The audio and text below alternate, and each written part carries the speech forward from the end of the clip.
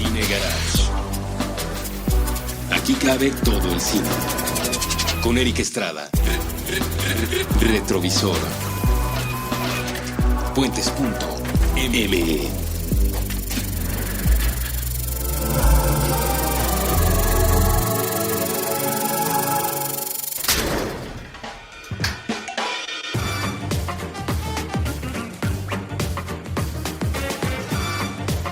Hola, muy buenas, yo soy Eric Estrada, les doy la bienvenida a un episodio más de Retrovisor, uno de los programas que mejor recepción han tenido aquí en la barra que Cine Garage construye para Puentes.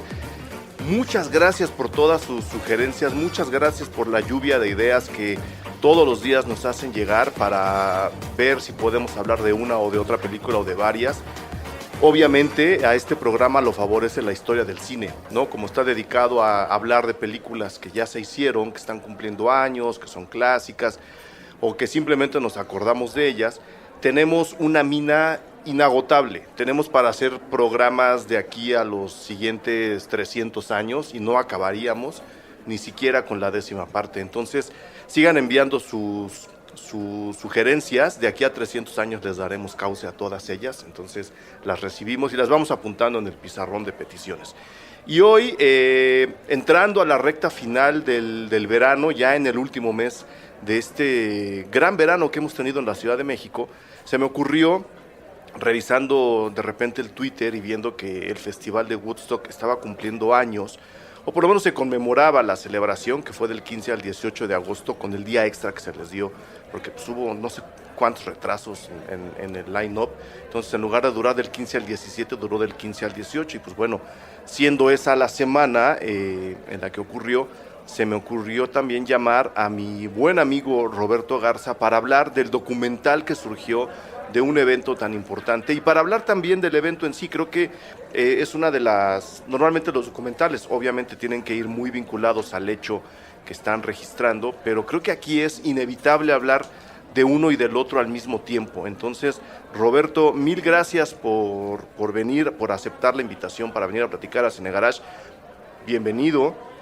¿Cómo se te presenta ahora? Ahora que de los múltiples cargos que tienes en el quehacer cultural de este país, ¿ahora cómo se te presenta? Bueno, ahora trabajo en el Fondo de Cultura Económica, esta editorial del Estado mexicano, soy el coordinador general de comunicación del fondo y bueno, no sigo haciendo mi trabajo periodístico, especializado en cine, por supuesto, en música y literatura, ¿no? Que son mis tres grandes pasiones. Que pues fue un poco lo que nos empezó a hacer trabajar juntos, ¿no? Exacto. Desde que estabas en la Cineteca haciendo las famosas sesiones de... ¿Cuál era el nombre? Se llamaba Banda Sonora Cine Mudo a Ritmo de Rock. Exactamente, Cine Mudo a Ritmo de Rock.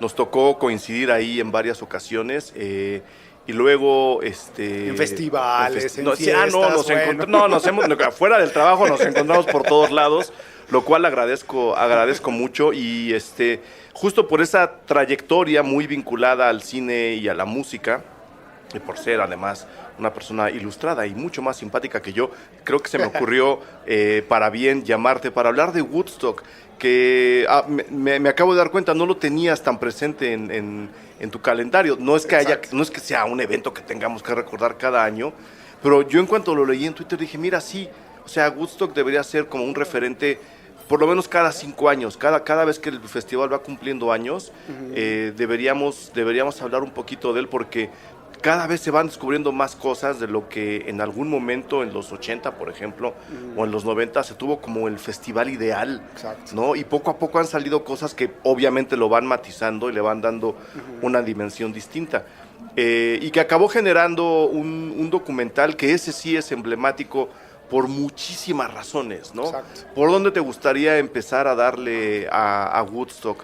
¿Por el festival en sí, por la celebración en sí, por el hecho? o por el documental y quién lo hizo y quién aparece? Yo daría un poco de los antecedentes de cómo es que en los 60s una nueva generación de cineastas, digamos, comprometidos con los ideales y con la contracultura que emanan, digamos, de esta corriente sesentera, se encargan de registrar y de documentar algunos de los conciertos, giras y festivales más importantes de la época. Recordemos que la fusión ahí entre el rock and roll y el cine data de los 50, si bien en los 50 era meramente comercial esta fusión entre el rock and roll y el cine desde 1955 en Blackboard Jungle, luego las películas de Elvis Presley, que lo que buscaban los productores era un poco presentar a las estrellas de rock magnificadas en pantalla y ahí están los datos duros, ¿no? De cómo se incrementó el número de venta por ejemplo, de Rock Around the Clock de Bill Haley y los Cometas después de que sonó en Blackboard Jungle en el 55, ¿no? Pero en los 60s ya no era, digamos, tan comercial el asunto y a raíz de que... Porque además el rock ya se había hecho mucho más complicado también, ¿no? Exactamente, y había evolucionado también como género musical. Pero en el 65 Bob Dylan hace una gira por Inglaterra, una gira muy polémica porque es cuando se conecta, o sea, cuando se enchufa. Se vuelve eléctrico, sí. Dylan, que fue muy criticado, digamos, por todos los puristas del folk y demás. Ajá. Pero esa gira es documentada por Pim Baker, extraordinario documentalista y digamos precursor de este género, porque él fue el primero en crear lo que se llama un rockumental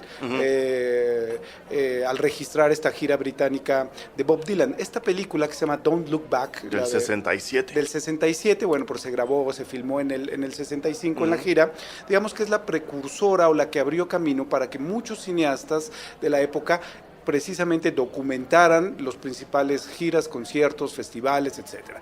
Y de esta corriente surgen tres grandes películas, ¿no? Monterey Pop, que es una película de 1968 del mismo Pim Baker, Woodstock y Give Me Shelter, ¿no? Que son los tres grandes documentales emblemáticos de los 60s. Entonces, ¿qué pasa? En Monterey Pop, el registro que se hace es, digamos, de la música que se estaba generando en esa época, ¿no? Hay un registro muy claro, podemos ver a The Who en un gran momento, etcétera, etcétera. En Give Me Shelter es una pieza como antagónica, sí, porque termina en el fatídico concierto de Altamont. Este documental registra la gira estadounidense de los Rolling Stones de 1969, que como sabemos termina en este concierto en Altamont, en el que los Rolling Stones y sus organizadores contratan a los Hell Angels como insólitos encargados de la seguridad. De la seguridad del grupo, además. De la seguridad del grupo, exactamente. Gran y se idea. dio una tragedia, ¿no? Porque había este chavo que se llamaba Meredith Hunter, que era un joven de 18 años, que andaba muy colocado en drogas, que andaba en un estado alterado, saca una pistola y se ve a cuadro como uno de los miembros de los Hell Angels lo asesina, lo mata a navajazos. Entonces fue un concierto en el que murieron 3 personas, sucedieron muchos problemas, en fin, digamos que en Altamont terminó el ideal hippie, el ideal buena onda de la contracultura y nació,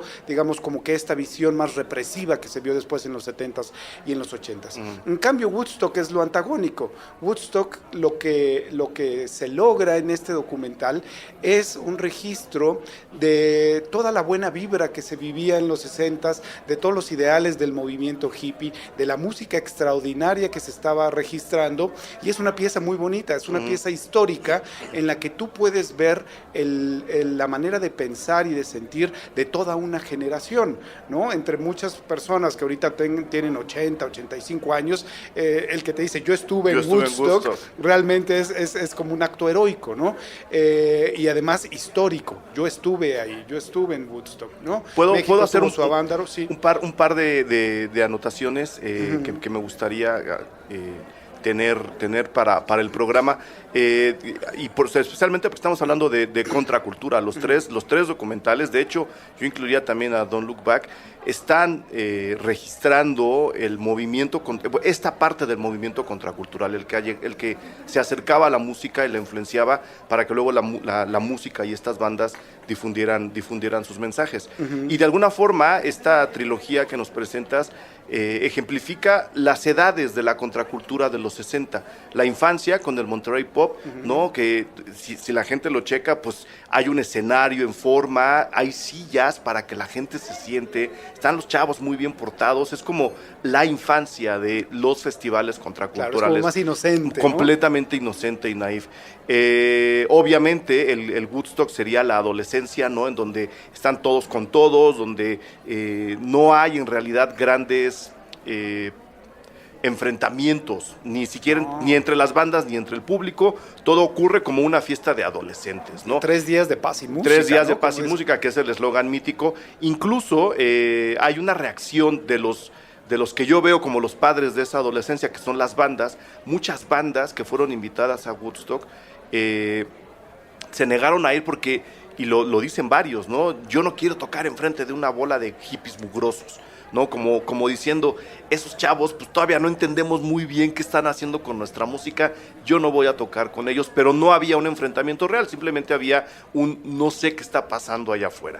Y ya efectivamente el Give Me Shelter es la entrada a la etapa adulta de la contracultura. Exacto. Donde los hippies se dan cuenta pues que el mundo que quieren cambiar es mucho más duro de lo que ellos mismos habían pensado, y el pensamiento tiene que cambiar por completo. Entonces, nada más para acomodarlos así: la infancia de la contracultura y su música en el Monterrey Pop, la adolescencia en el Woodstock y la entrada a la etapa adulta con el Gimme Shelter. La etapa adulta y el ocaso, porque insisto, en Altamont, en ese concierto se derrumbó el ideal de la contracultura, ¿no? Ahí se dieron cuenta de que ya no era, digamos, en Woodstock todo sucedió como de manera muy espontánea, muy ¿no? natural. Uno lo puede ver en la película de Ang Lee del 2009, en Taking Woodstock, cómo se organizó realmente este festival, quienes participaron, digamos, el behind the scenes del festival desde una película de ficción, y las cosas fueron surgiendo. Hasta la conferencia de prensa es muy improvisada cuando dieron a conocer sobre los pormenores del festival.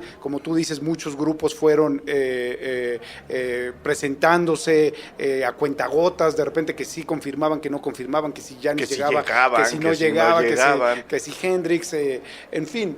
Pero Woodstock lo que retrata, más que la música nada más que los eventos musicales, que son muy buenos y el registro es muy bueno, lo que retrata es el espíritu de la época. Exacto. Es el espíritu, y a una generación que se congregó, que de repente llegaron 500,000 de personas ahí en Bethel, cerca de Nueva York,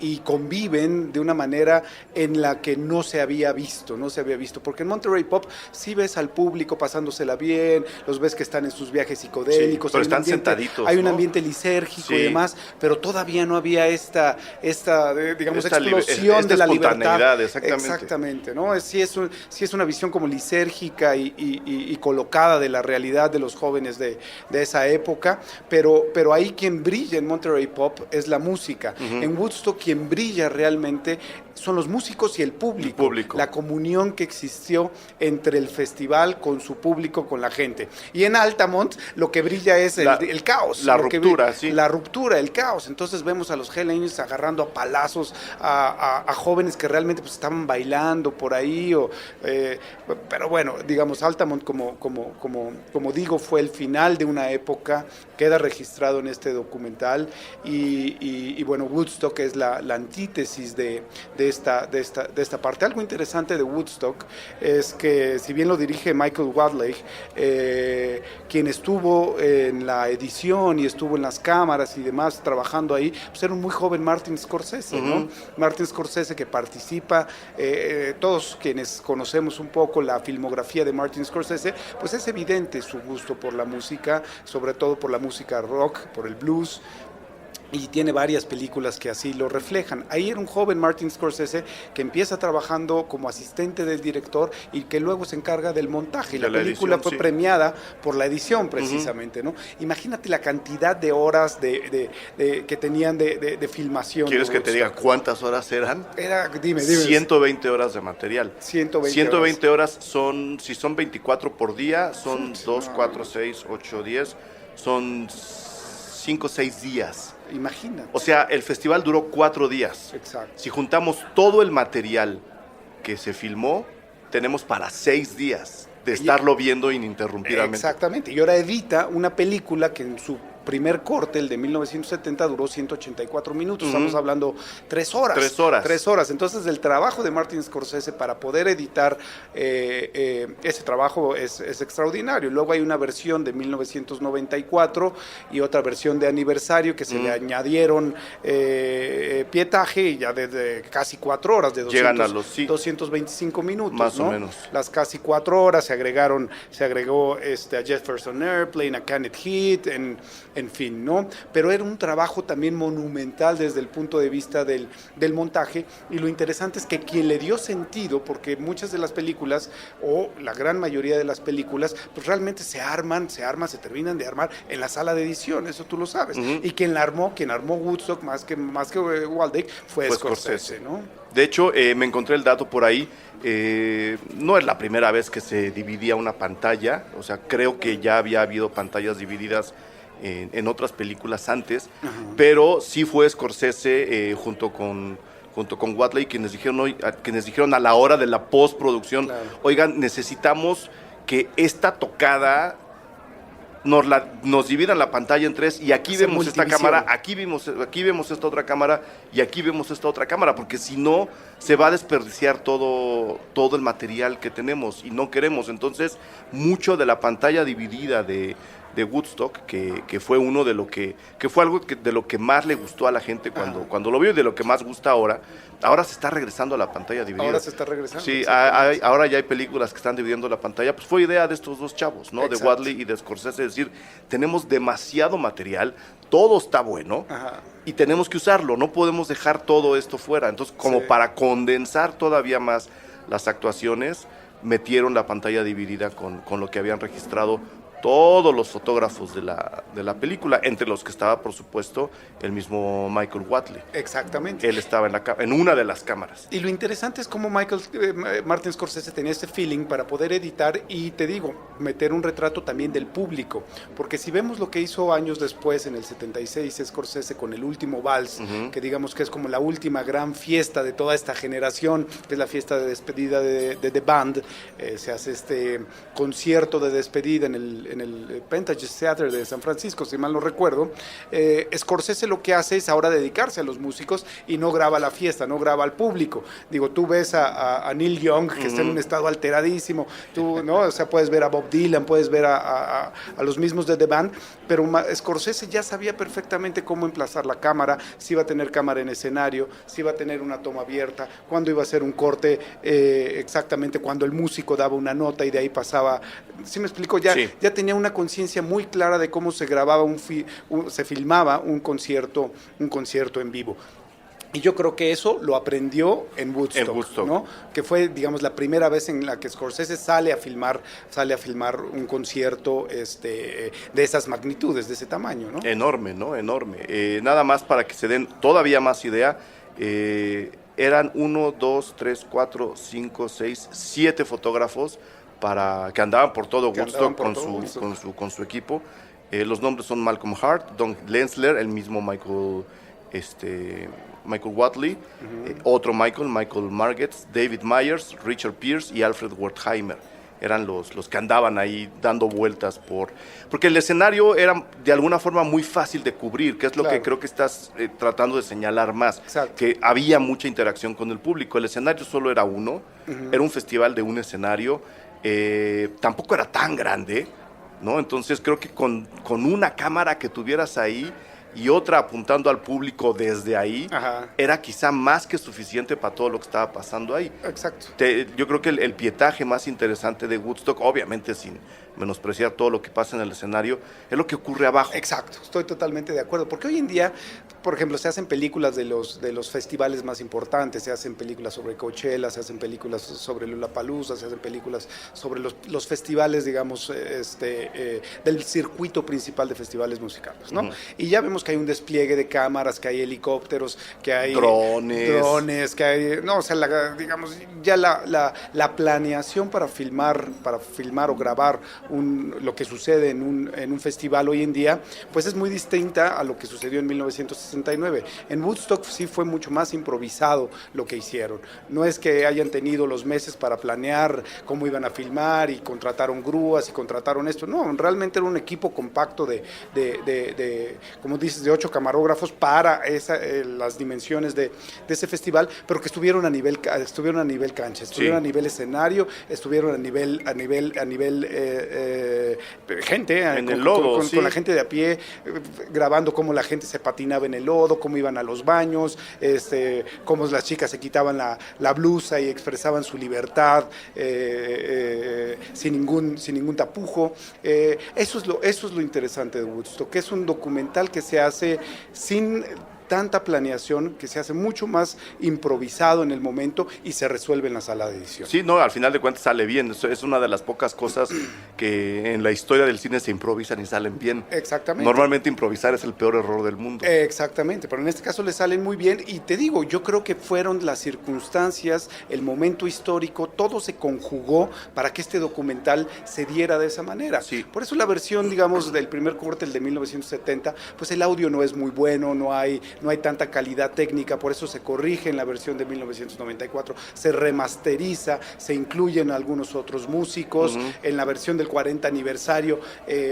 hay extras, hay más entrevistas, hay muchos materiales extras que enriquecen el primer documento, el primer corte de la película, que como digo, pues sí es muy de la época, ¿no? Es como una... es como un recorte de tiempo, ¿no? Así fue en 1969 en Estados Unidos. Exactamente. Ibas a hablar de Avándaro hace rato y te interrumpí. No, bueno, porque hablaba de los festivales que se llevaron a cabo y en México también se llevó a cabo un festival de banda, que también hay algo de pietaje y están las fotos de Graciela Iturbide. Pero está mal documentado, Está mal documentado, sí. Aquí no hubo alguien que se le prendiera el foco y digo, vamos a hacer una película sobre Avándaro y armaran un buen documental como lo que se hizo en Woodstock. Y ¿no? A la fecha sigue siendo un festival que se menciona, se refiere a él, ¿no? Olayo Rubio hizo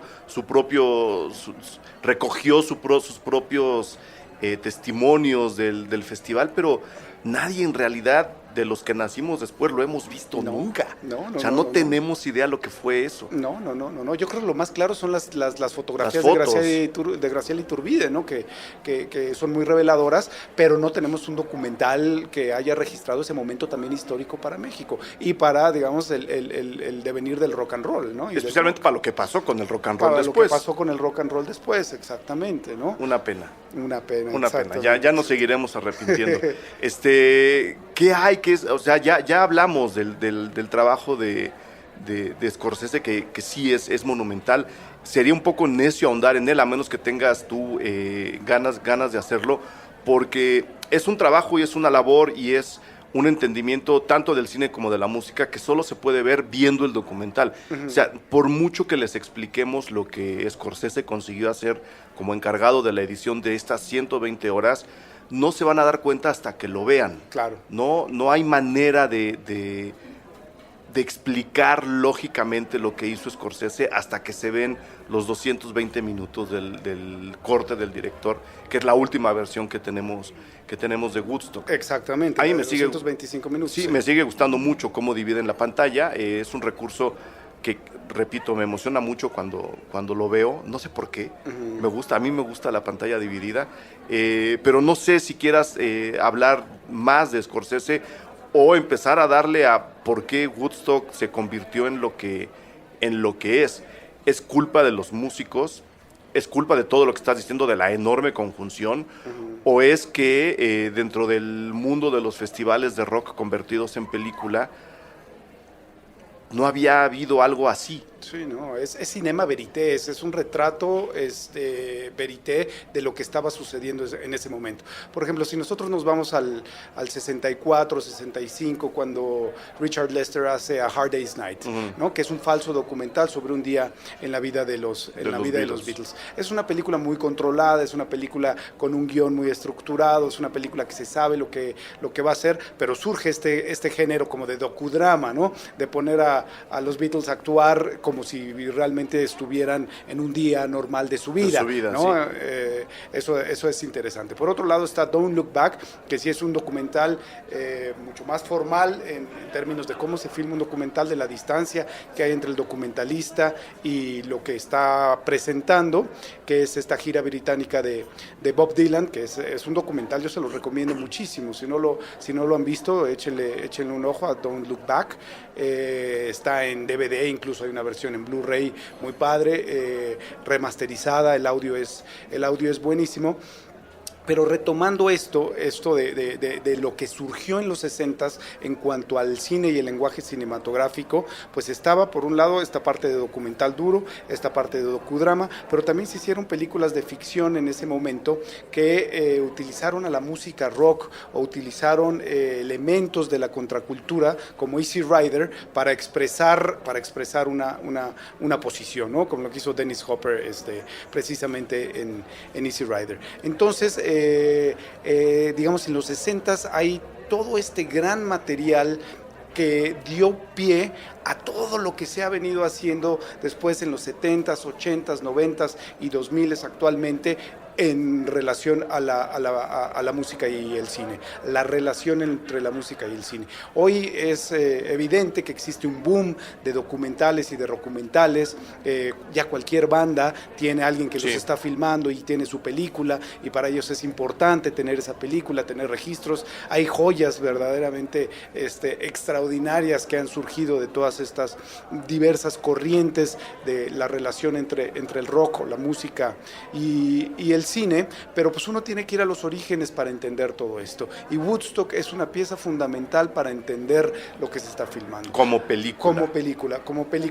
Yo sí de repente extrañaría ese sentido de esa intuición que tuvieron, esa inocencia, si lo podemos así decir de ese modo también, que tuvieron estos para crear una nueva manera de registrar un festival. Porque te digo, hoy en día pues hay mucho dinero en las producciones, hay mucha tecnología, como dices, hay drones, viene el dron volando, graba el concierto, la calidad de audio. Fake con la grúa. La calidad de audio es extraordinaria. Sí, de repente ves tomas de los fans, de la gente, del público y demás, divirtiéndose y demás, pero es más controlado. En Woodstock se improvisó.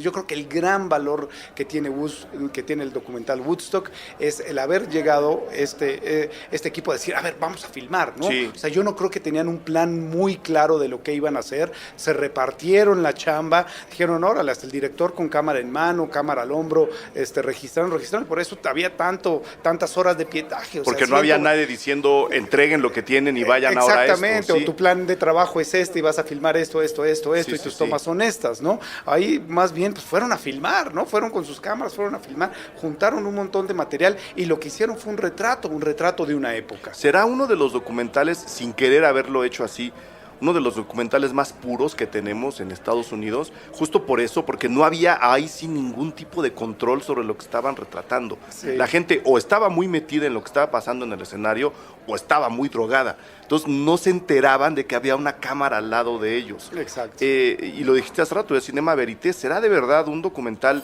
de los más puros en la historia de la humanidad? Pues sin quererlo yo creo que sí. Sin quererlo, claro. Sin quererlo yo creo que sí, porque esa inocencia del documental Woodstock es lo que le da el mayor valor agregado a la película, ¿no? O sea, porque sí te das cuenta de que se acercaban a ver con quién, ¿no? Y que se acercaban y de repente veían, pues te digo, que estaban jugando en el lodo a aventarse, pues ahí iban. O que si estaban las chicas y con bebés, con chiquitos, bailando, todos desnudos, todos muy contentos, pues iban, se acercaban y lo filmaban, y nadie ¿no? se enteraba. Y nadie se enteraba, todo era era como en un ambiente de paz, de armonía, de júbilo, de fiesta. Y de mezcalina. Y de mezcalina, de LSD, de marihuana, lo que tú quieras, pero eso era parte de lo que estaba sucediendo, de lo que estaba viviendo. Y yo creo que la labor del documental es precisamente esa, registrar un momento y hacerlo con la distancia necesaria para que el documentalista no se involucre y modifique la historia. Y Woodstock lo hace sin querer, dejó un registro y marcó y dejó para la historia un documento que es eso, es el retrato de una época, sin duda. Tan lo es que se han utilizado ese pietaje para otros documentales o para otras películas o para no sé cuántos programas de televisión. Claro. Que cuando quieren hablar de los 60 siempre jalan el pietaje de Woodstock. Y que tienen momentos memorables, la participación de The Grateful Dead, por ejemplo, o la de Jimi Hendrix fuera de serie, la de Janis Joplin, o el hecho de las quejas de que no invitaron a los Doors, claro, ¿no? Ese tipo de cosas, pero tú escuchas a Jimi Hendrix en Woodstock o en Monterey Pop y es encontrarte con el espíritu psicodélico de los 60 en pleno, ¿no? Exacto, déjame hacer el corte del programa y venimos a hablar más, todo lo que tú quieras de Woodstock, pero dar así como nuestros puntos favoritos en cuestión de bandas sobre el documental. Ya vas. Déjame hacer el corte y venimos en un ratito.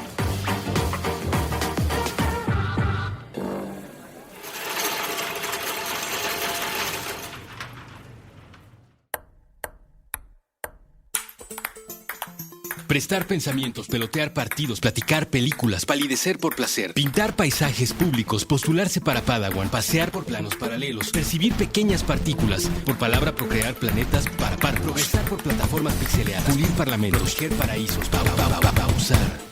Puentes propone probar, preguntar, permitir, participar, persistir, pajarear, practicar, permanecer, palpitar, perseguir, parar prejuicios, permutar. Permea paz. Proyecta Puentes.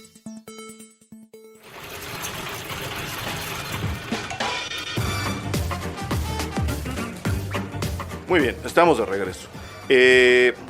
Había muchísima gente invitada a Woodstock. Los organizadores tuvieron pues su carta a Santa Claus antes de empezar a recibir las negativas. Estaban los Beatles, ¿no? Estaba el propio Bob Dylan invitado a tocar. De hecho, leí también que mucha de la idea de hacer el festival ahí es porque Bob Dylan vivía cerca. Dijeron, queremos que él toque y queremos que sea el más cómodo, entonces lo traemos casi de su casa a que venga a tocar, pero Bob Dylan les dijo que no. Bob Dylan rechazó la oferta. Fue uno de los que dijo, yo no toco enfrente de hips mugrosos, no son mi público. Y pues sí, efectivamente no son su público. Sí. Yo no sé qué habría pasado con la gente tan metida en marihuana y en LSD viendo a Bob Dylan, a ese Bob Dylan, al Bob Dylan del 69, que no era precisamente, viéndolo ya a la distancia, no era un número para Woodstock, para ese público. Creo que hizo bien diciendo que no. Sí, bueno, lo que pasa es que Bob Dylan para ese entonces ya era un portavoz, o uno de los principales portavoces de la contracultura, ¿no? Era un referente de mucho peso, era un escritor de música extraordinario, fuera de serie. Creo que Bob Dylan, cuando da el paso de lo acústico a lo eléctrico, se casa o le tiende la mano al rock, y yo creo que sí hubiera sido una gran participación la de Bob Dylan en Woodstock, por el peso de Bob Dylan como, repito, portavoz, como figura emblemática de la contracultura, sobre todo desde el punto de vista también intelectual, no solo musical, y lo que representaba Bob Dylan, digamos, en todo este movimiento de la contracultura de los 60. Yo creo que sí hubiera sido un gran acto. Yo, a diferencia de ti, yo creo que Bob Dylan hubiera levantado, hubiera encajado muy bien. Está Woodstock estaba Woodstock como festival tan politizado como para aceptar una participación de Bob Dylan. Es decir, yo veo a la gente y a las propias bandas haciendo lo suyo, ¿no? Nos estamos pasando un fin de semana a todo dar a finales del verano en Nueva York, hace mucho calor, estamos todos encuerados oyendo música, pero en realidad creo que el festival en sí no tenía tenía una postura No, política tan clara. No tenía una postura política tan clara, pero la contracultura y el rock sí. Sí, claro. Eran contestatarios, quieras Claro. o no, lo que hacía Jefferson Airplane o lo que hacía el mismo Carlos Santana, aunque ellos no tuvieran expresamente una posición política. Sí, eran parte del abierta, movimiento contracultural. Eran parte de un movimiento contracultural que de algún modo los englobaba a todos y los ponían no en el mismo paquete, pero sí en una corriente de pensamiento, en una corriente de pensamiento ideológica, por lo menos desde la música, desde lo que era el rock, porque el rock sí nace siendo contracultura, el rock sí nace siendo contestatario, entonces indirectamente o en el texto, digamos, en lo subyacente, Woodstock sí tenía una posición política. Y te digo, más bien Woodstock, como todo fue tan improvisado y todo fue dándose así, o sea, no se imaginaron que iba a llegar esa cantidad de gente. No. Creo que esto la película de Ang Lee lo retrata muy bien. O sea, de repente dijeron, no, empezó a llegar y a llegar y a llegar y a llegar y a llegar y a llegar cada vez más gente y de repente, pues eso se le salió de las manos en cierto sentido, pero no hubo fallas, ¿no? O sea, nacieron bebés, muchos se casaron, sí. No, era paz, amor y alegría. De hecho, estuvieron a punto de mandarles a la famosa Guardia Nacional. Ah, claro. Nelson Rockefeller, que era entonces era el gobernador de Nueva York, cuando vio que todo mundo estaba yendo para allá, se espantó, por supuesto, ¿no? Porque un poco la idea era eso, ¿no? Que las instituciones reaccionaran ante reuniones masivas juveniles. Estuvo a punto de mandar a la Guardia Nacional para que el festival no se hiciera. Exacto. ¿No? Que era también un poco de lo que estaba peleando con eventos como Woodstock.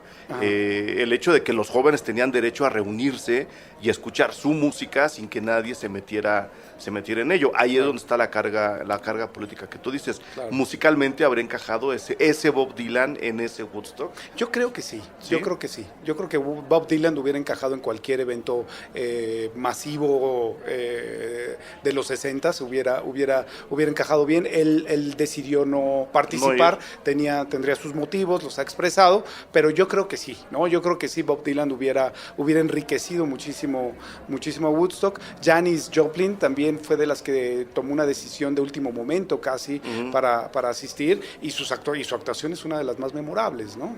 De las que además salieron al final, creo. Salieron al final, es decir, el primer corte creo que no tenía Janis Joplin. El primer corte no tiene a Janis Joplin, ya en la del 94 se incluye la participación ya la dejan entrar. De Janis, ¿no? Lo digo porque si uno revisa el line-up del festival, era la cosa más ecléctica del mundo. O sea, por eso te preguntaba yo lo de Bob Dylan. En realidad, quienes no tenían nada que hacer ahí, musicalmente hablando, era The Who. O sea, era así como de, estos vienen de otra nave espacial, ¿no? ¿Qué tienen que hacer tocando junto a Santana? Sí. ¿No? Junto a Joan Baez. Junto a Joan Baez, ¿no? A mí The Who se me hace como la cosa más extraña del mundo en ese contexto. Pero también tocó en Monterey Pop. Sí, no, es que ellos estaban arriba del movimiento. Exacto.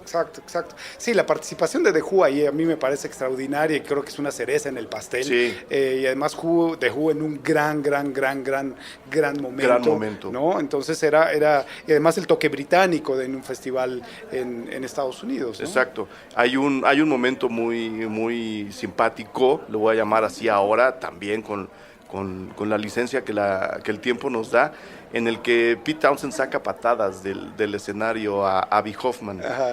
¿Quién era Abbie Hoffman? Tanto que hemos hablado de la contracultura. Abbie Hoffman era uno de los líderes juveniles más politizados de la época. Era un poco, de hecho, Abbie Hoffman estaba bastante en contra del festival en sí, aunque era amigo de todos, estaba un poco en contra de que se masificara que se masificara y que con esa masificación se diluyera un mensaje que él consideraba tendría que entregarse de manera mucho más directa. El movimiento que Abbie Hoffman encabezaba era el de los hippies, no el de los hippies, sino el de los hippies, que eran Young International Party, ¿no? El Partido Internacional de las Juventudes, le podemos llamar ahora. La famosa frase esa de desconfía de alguien mayor de 25, la generaron los hippies, y Abbie Hoffman estaba en eso. Era una persona muy combativa, estuvo en la cárcel, perseguido en Estados Unidos, y poco antes habían acusado a John Sinclair de posesión de marihuana, lo habían encarcelado y Abby Hoffman se sube, le roba el micrófono a The Who para tratar de dar un discurso para que liberaran a John Sinclair. ¿Y qué politizar el evento. Politizarlo todavía más. ¿Y quién lo saca? Pete Townshend. Entonces lo agarra a patadas y dice, señor, estamos tocando fuera de aquí. Y empieza a soltar patadas. Y en una de esas patadas, esta trivia me la acabo de encontrar, en una de esas patadas le dan a un camarógrafo de los que estaban grabando, filmando todo en el escenario. Ese camarógrafo no era nadie más que Michael Whatley, el director de la película. Se llevó su patín. Se lleva el patín de The Who. Entonces, yo creo que es una también de las actuaciones que más me gustan del documental, aunque la verdad, la que a mí me impresionaba de niño, porque era un documental que por partes se pasaba mucho en los 80. No sé por qué la televisión mexicana lo tenía de repente. Creo que fue algún programa que tuvo Jaime Almeida, que ilustraba siempre con gusto y que dividía todo en distintos capítulos, y tú veías un pedazo un fin de semana, y otro pedazo otro fin de semana, y otro pedazo otro fin de semana. Claro. A mí la actuación que me dejaba con la boca abierta era la de Santana. Sí. Bueno, lo que pasa es que Santana, y además orgullo mexicano, pues un guitarrista extraordinario. En esa época pues estaba yo creo en su mejor momento, ¿no? Nunca volvió a hacer cosas tan padres como las que hizo en esa época, ¿no? Sí. Yo me quedo con la participación de Santana y con la participación de Janis Joplin. Janis Joplin también da un concierto, da una actuación extraordinaria, ¿no? ¿Cuánto tiempo después de Woodstock murió Janis Joplin? Porque creo que no fue mucho después. Fue poco después. Porque sí fue, creo que de las últimas actuaciones que dio, ella muere. Ahora lo vamos a buscar, pero creo que fue prácticamente la última actuación que dio, así como grande, ¿no? Sí, no tengo el dato exacto, pero sí. Murió el 4 de octubre del 70. Sí. O sea, de agosto a octubre. De agosto a octubre. Casi un año después. Un año, que fue el año de la gran decadencia, ¿no? Ya del abuso de drogas y todo aquello. Exactamente. Santana estaba en Mescalina cuando tocó en Woodstock, ¿sabías esa? No me la sabía. Santana estaba en Mescalina, andaba volando en peyote. Andaba volando tan alto que él creía que su guitarra era una culebra. Qué buena onda. Ahora que lo ven persinadito y bien portado, pues es porque se portó mal cuando había que portarse mal. Sí, bueno, lo que pasa es que en Woodstock, del 500,000 de personas que fue, 1,000,000 estaba en alguna droga, sí. ¿no? El doble de la gente que fue estaba drogada. Sí, exacto. Banda favorita de Woodstock, entonces, que no sea Janis Joplin, que ya nos lo dijiste. Me gusta mucho Canet Heat, en particular a mí es un grupo que me encanta, Canet Heat, su participación en Woodstock es muy padre, y además las tomas que logran hacer desde atrás, emplazadas desde la batería, y luego la cámara hace un paneo, se acerca, ves a los músicos, hacen tomas abiertas hacia el público, porque sonando muy bien. Perdón que te interrumpa, es algo que se nota, y ahora que lo platicas, se nota mucho en el documental. El registro del primer día es muy precipitado.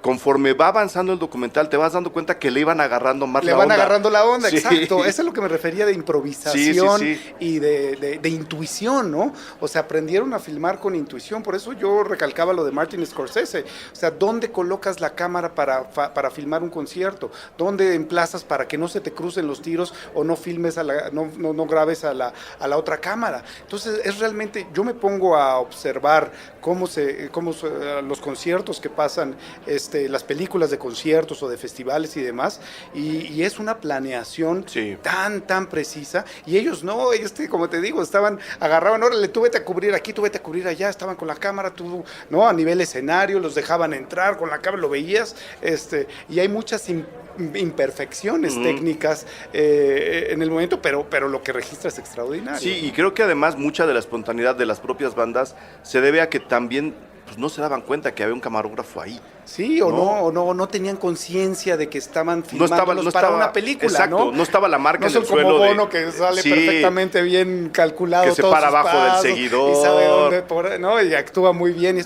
No, pues aquí no, era nuevo, entonces, estaban improvisando. Digamos que el polo opuesto de Woodstock sería el Rattle and Home. Por ejemplo, ¿no? El Rattle and Home. Incluso en color, ¿no? Porque el Rattle and Home es blanco y negro, está todo súper planeado. Exacto. Exacto. luces.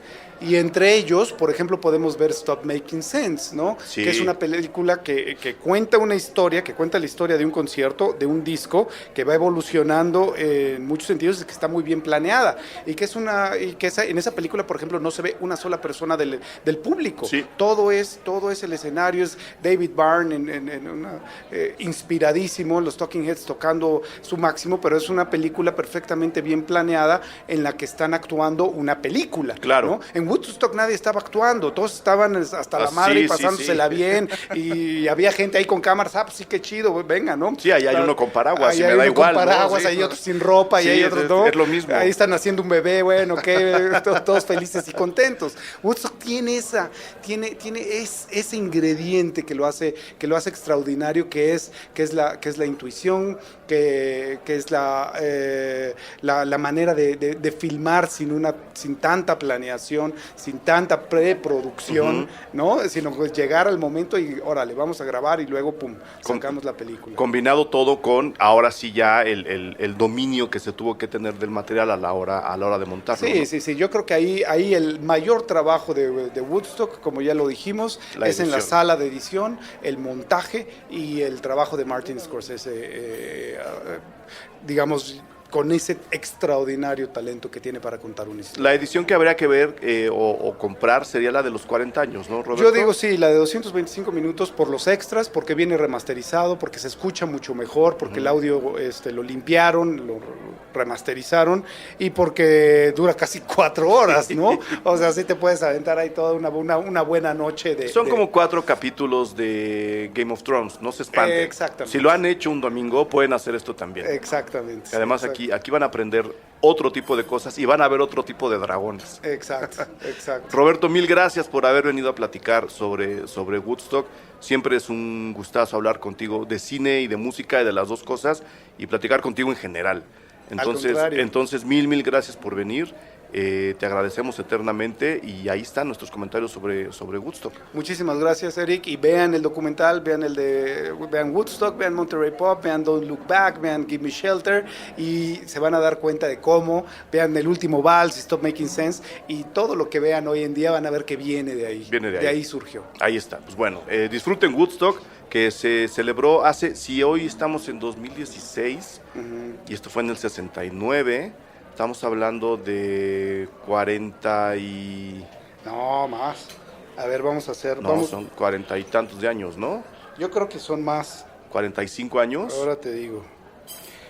Mira, 969. Estamos en 2016, menos 1900... no. 2016 menos 1969. Por eso Roberto trabaja en el Fondo de Cultura Económica, sí. y yo hago programas en puentes. 1969 es igual a... Oh, me sale mal la cuenta. A ver, 70, 80, 90, 2000. Menos 1900. ¿Son 55 años? 69. ¿No? 47 años. 47 años. 47 años. Reprobados en matemáticas, no, horrible. pero aprobados en apreciación que no nos cinematográfica. oigan nuestros jefes. Sí. 47 años de Woodstock. Mi contadora, ¿no? Sí, no. Con razón mi contadora se da de topes cada vez que le mando yo mis cuentas. Yo igual. Por eso estamos en lo que estamos. Exactamente. Ahí está. Eric. Disfruten Woodstock. Roberto, mil gracias por venir. Muchísimas gracias, Eric. Estamos en @bandasonora105. Ajá. Ahí estamos publicando constantemente en Twitter información sobre rock y cine. Hecho.